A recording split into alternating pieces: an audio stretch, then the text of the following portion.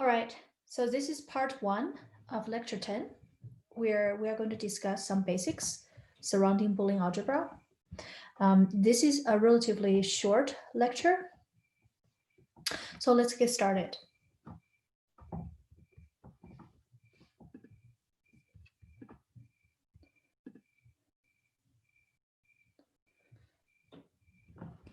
Okay, so first of all, we're going to talk about some of those Boolean algebra operators, and then discuss connections between logic, sets, and Boolean algebra. Okay, so when dealing with Boolean algebra, there are Boolean variables, which in this case, I'm using lowercase a and b to represent Boolean variables, and then they take values either 0 or 1. Okay, so the first operation is addition, which from logic perspective actually corresponding to sort of OR operation. And the next one is AND operation, which looks like a multiplication. That really means Boolean variable A and B. Okay. And the next one is NOT, which is very similar to negation. Okay. So what's really important is to remember when you operate with those operators that you get interesting rules. For example, as what's written here, if I'm talking about the OR operation, any Boolean algebra or 1 is always 1. Any Boolean variable or a value of 0 is equal to the Boolean variable. So as I'm going through those basic operations, you could almost imagine that this plus, which is OR operation, could be think about in the language of OR operation that we've seen before, and then we'll make this precise later. But also, it's possible to start imagine 0 corresponding to false, or 1 corresponding to true. So let's look at now the multiplication, which in this case is actually what's called AND operation. So if I have a variable A and 1 is determined by the value A. If it's A and 0, it's determined by the value 0. Again, one way to think about this is replacing A by true or false value. Think about how the resulting things on the right-hand side is corresponding to the true false value. For example, in this case, if I focus on this piece, if I'm thinking about true and false, I can say, well, if A is corresponding to true, then true and true is equal to true, and true and false is equal to false. This sort of corresponding to those two rules we just talked about. Again, what about the first rule we talk about? It's, remember, it's OR. So the first one will be false or true is equal to true. True or true is equal to true. That's the first one.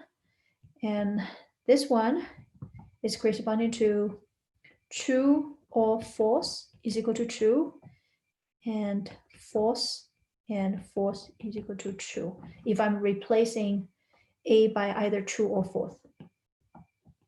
Okay. All right. So now the last one, let's look at sort of the negation. If I have A and not A, sorry, or not A, it's equal to 1, and A and not A is equal to 0.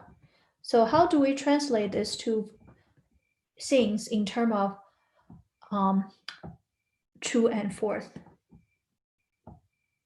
So let's use the space on the left. let's say A is, if I start with this one, let's say A can take true or false. So I can say false plus true is equal to 1. Of course, I'm going to replace plus by the OR operation. And then if the first variable is false, is true, true or true, oh, 1, I'm going to replace it by true. So true or true is true. Now, if I focus on this one,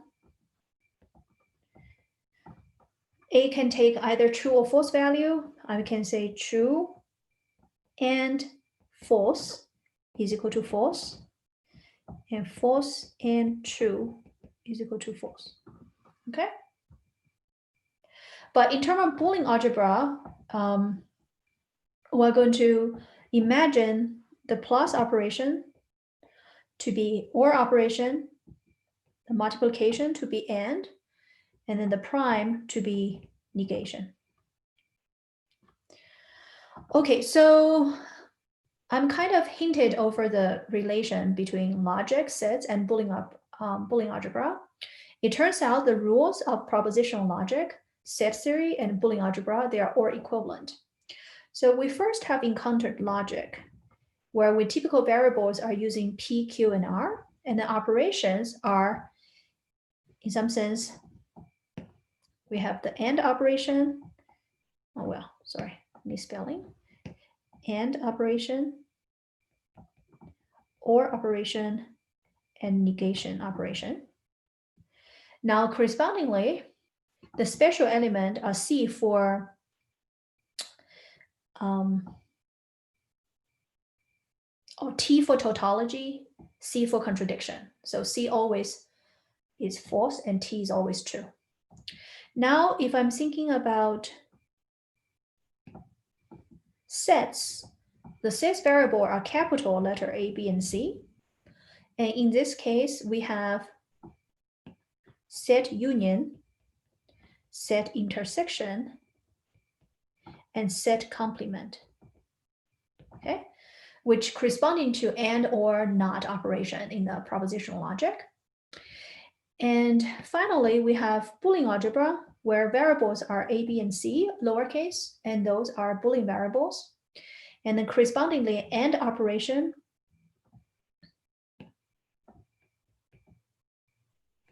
is using a dot, OR operation is using plus, and then the prime, again, corresponding to not operation or complement.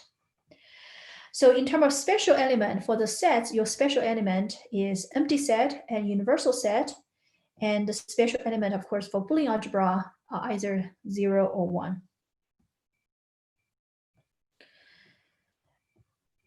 So if I'm thinking about from sets to logic, if I consider a domain D and a predicate that describe an element in the domain, so I have a domain D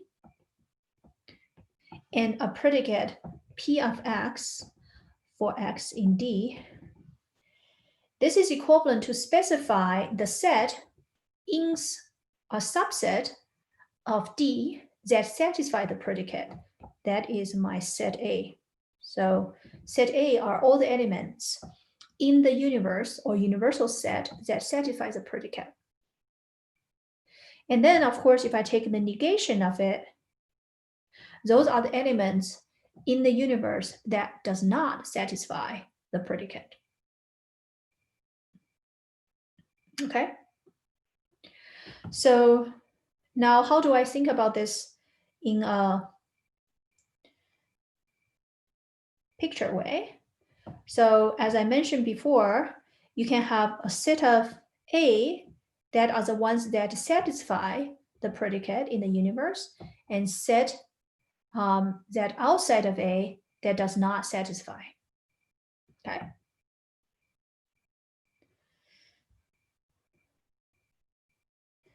And finally, if I'm moving from logic to sets, we can consider a universe and a set, which is a subset of a universe. So this is my universe, and this is my subset of universe. This is equivalent to describing the predicate where P of X is true when X is in A. And then sometimes you're going to see the notation. If I look at set membership by using logic operations. So for example, in this case, I'm going to use P of AX to represent the condition X is a member of A, and then P of B of X to corresponding to the notation that X is, the proposition X is a member of B. So if X is a member of A intersect B, that corresponding to the OR operation of those two propositions, all right?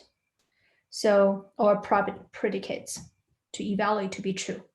So this is actually an example. Let me just highlight this example where we are translating the set intersection to AND operation in propositional logic.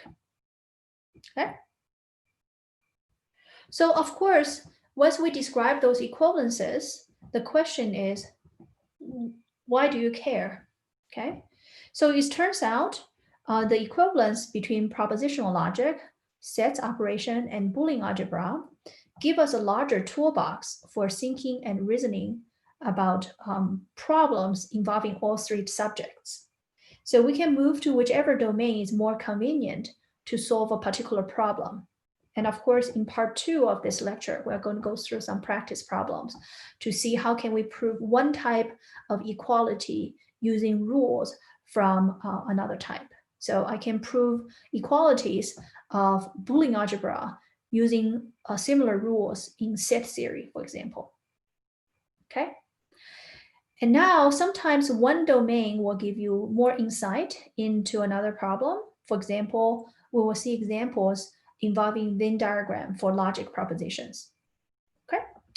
But as I warned before, this is a very short lecture. And then in part 2 of lecture 10, we're going to go through some practice problems.